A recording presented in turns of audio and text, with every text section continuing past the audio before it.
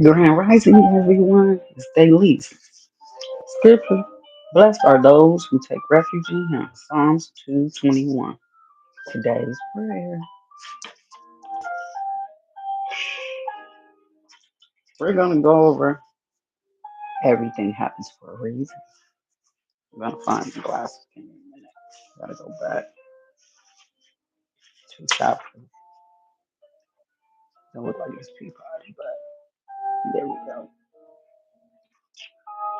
My shirt said, let them go. They're kids. Then you let them grow. What I wish I'd done differently. The lesson is a wake up call, driving home the idea that you need to take love a lot more seriously and really shows that you should instant on the highest quality of love. If you answer yes to four or more questions, the diagnostic question in this chapter, consider yourself woke up. Wake up. Wake up, guys. Now you know nothing less than true love for you from now on. This is an extremely valuable lesson.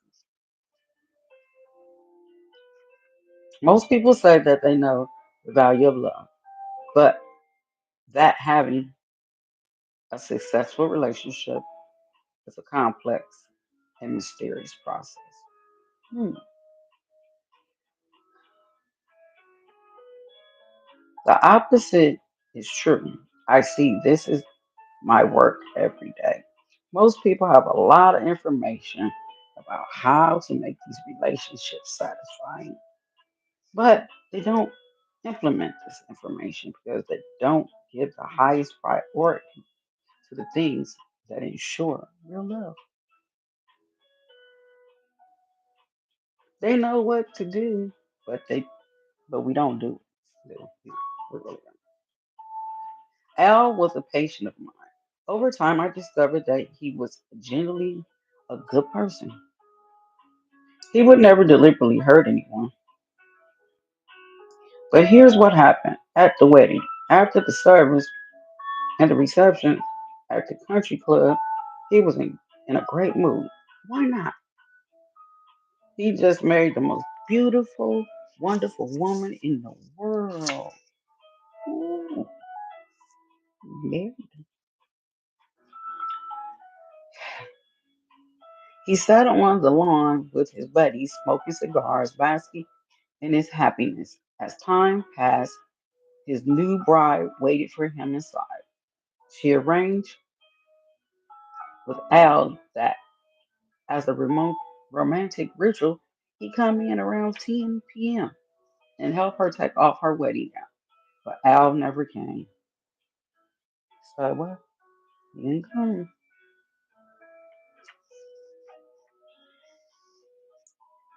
He he forgot. But his bride never forgot how she had to ask her mother to help her out of her gown and how disappointed she felt waiting for him. Al knew the right thing to do. He just didn't make it his highest priority. No wonder we need a wake up call just like Al in one way or another. We're always missing opportunities in our relationships. What I wish I did done differently. Hmm. He said, what I wish I'd done differently. Next section is custom tailored love lessons. The event, the event in your life has also offered you a valuable pointer about exactly what you need to do to work harder or smarter to bring real love into your life. We're all looking for real love. I met a lady at the market. She said, I'm 67. She was beautiful. She's still waiting on her Boaz.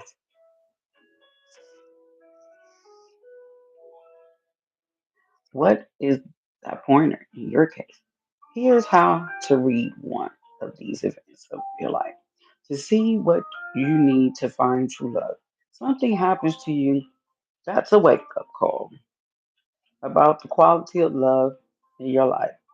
You know that because of your answers to the diagnostic questions in this chapter. It could be any kind of event whatsoever, often having nothing to do with love. Ask yourself what you wish you'd done differently in that event. You'll come up with something like, if I only paid more attention to what I really need, or if I only been more honest about who I really am or what I really want. Now you have to take the if only and point it towards the future.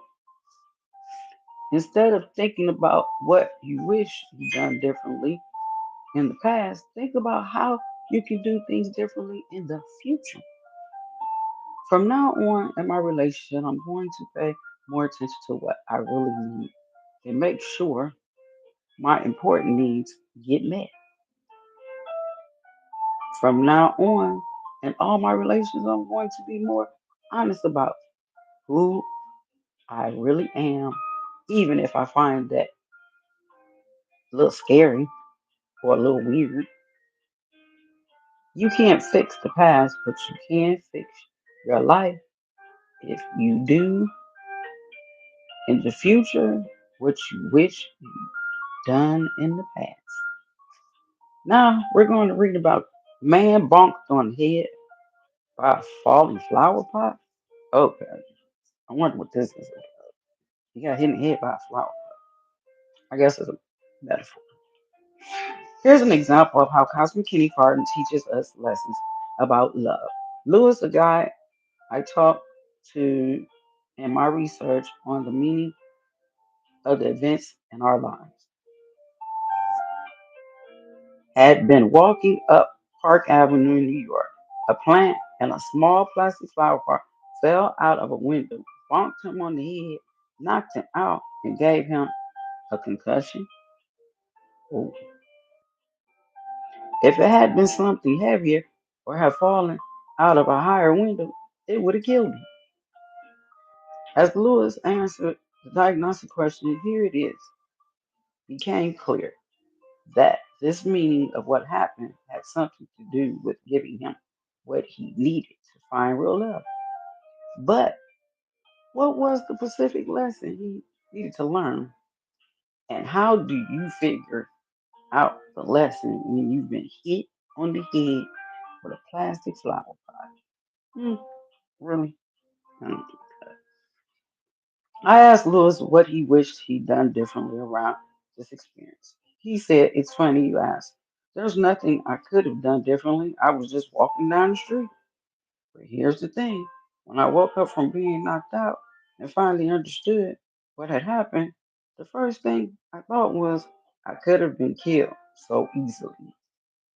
And then I thought, I wish I'd been nicer to my wife. Hmm. We're so we're so mean to the people we care about sometimes because we think we're going to live forever. So we have all the time in the world to patch things up. But of course, we don't. If I if I can die at any minute, then my mean, selfish words can easily be the very last things my wife is going to remember about me. Lewis, if only was if only I'd been nicer to my wife. It's easy to translate that into what he needs to do differently in the future for the love in his life to be real. Be nicer to his wife is obvious. The meaning of the event in your life doesn't come from the event, it comes from you and the lesson you're needing to learn. But once you know by answering diagnostic questions that the meaning for you has to do with getting what you need to find true love, you're going to want to know what lessons you got. And this is where you can turn the event, whatever it is. Just ask yourself, what mistakes and omissions in your life does this event point to or remind you of? What I did, what I do, I wish did done different. While I was going through it, your answers will show you what you need to do so you can have higher quality of love in your life. This is what Lewis did. If I can do it about flower pot falling on his head, we can do it about anything. The next section, the most important lesson. Now you know how to read a particular event in your life, the one whose meaning you were looking for, to see what to do to find real love. This makes it easy to see the Pacific lesson. Cosmic Kindergarten is trying to teach you. Of course, everyone learns a slightly different lesson. Still, one lesson that came from for so many people and came through so loud and clear that I'll save you the trouble of looking for it. If for some reason you just can't figure out what you wish you done differently in the past, so you can apply it to your future relationships, apply this lesson to you, and you won't go wrong. Love is richest, most genuine, and most long lasting. When you focus on being yourself and doing everything you can to make it possible for the other person to be him or herself. Again, love is richest, most genuine, and most long lasting when you focus on being yourself and doing everything you can to make it possible for the other person to be him or herself. The truth about who you are and what you need is going to come out anyway. The sooner it comes out, the sooner you can get on a path where you'll find real love. This is what Jennifer discovered. When I first talked to her, she was 44, outdoorsy, looking for the waist down, hiking boots and jeans, like someone who liked to hike in the mountains. But the waist up, she wore a mustard yellow sweater and pearls. Mm. 5 years earlier, her husband had been killed returning from a business trip. When his airliners crashed on takeoff, she was still in mourning. As we talked, she gave me the impression that they'd been one of the golden couples, happy together in love, hmm, with everything to look forward to. And one moment, her dreams and her future was smashed. All she could do was get on with the business of raising her son. But on some level, she never been able to get back in the swim of life. The sheer senselessness of her husband's death left Jennifer feeling utterly vulnerable. That everything happened for a good reason, whatsoever, whatsoever, she said. Then nothing made any sense. Why plan? Why have hope?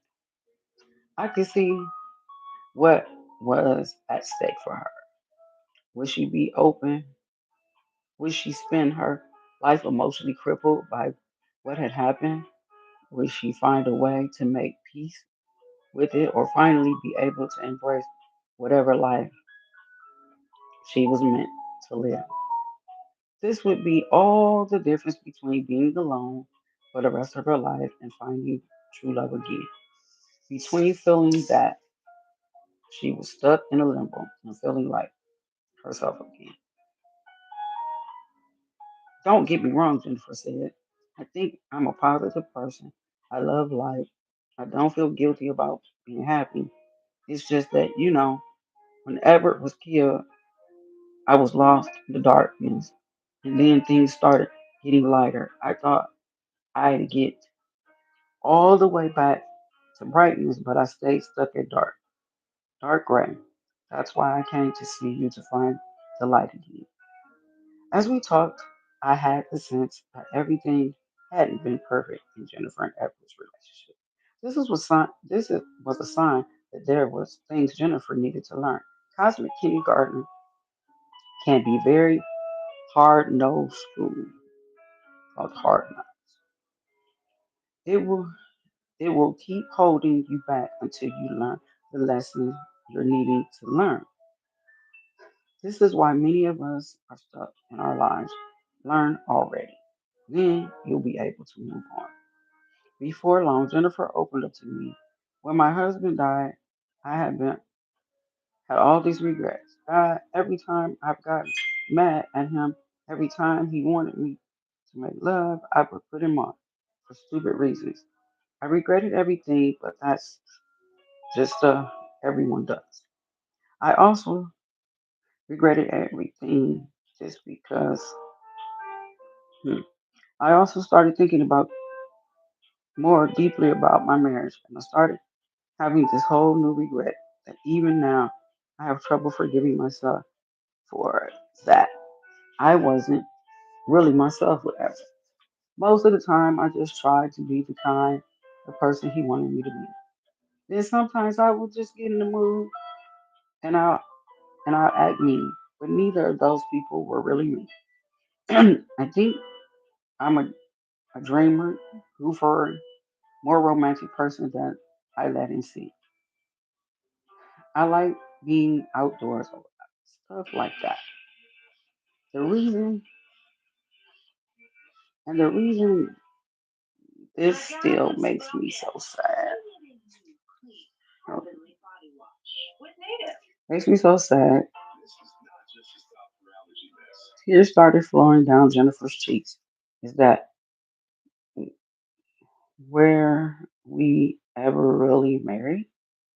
Did he ever really love me? If he never knew the real me? Hmm. So you regret the fact that you didn't let him see the real you. Okay. Now, what are you going to do differently next time? I asked. What do you mean next time? There's no next time. You see, that's why you're stuck. You can't even imagine the next time because you haven't let in the lesson you need to learn. You're caught in the paradox. The bigger the lesson you're needing to learn, the more you think it somehow invalidates your marriage to Edward. At least that's what you're afraid of. And the less you want to learn that lesson, but you don't need to worry about invalidating your marriage. Your genuine grief is that all the validation your marriage needs. Now you need to think about moving forward, but that's not going to be possible until you let in the lesson that's standing there right in front of your eyes. You already said what it is. You're right. I haven't really dared to imagine the possibility of being myself in a relationship. Maybe I've been afraid. What a scary thought to just be who I am. Some of us, yeah, a lot of us are scared to be our real you. Just a rejection. That's that was it. For many people, this was the scariest question they can imagine. Will I still be loved if I show my real self?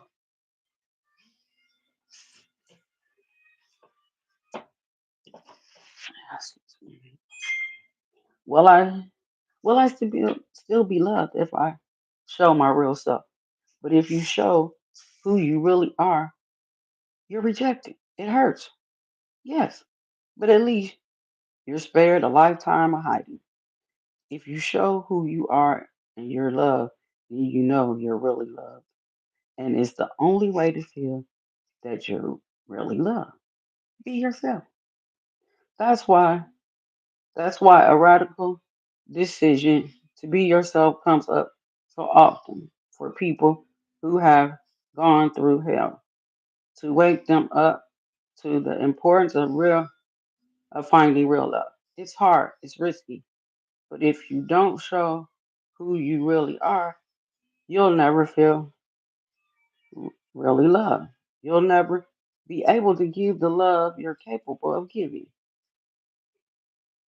If you just think about it a moment, this makes an awful lot of sense. What in the world is cosmic kindergarten for if it's not about helping you become your best, authentic self? And where in the world is the most important for this to happen than the land of love? Blessed are those that take refuge in Him. Psalms 2:21. Peace.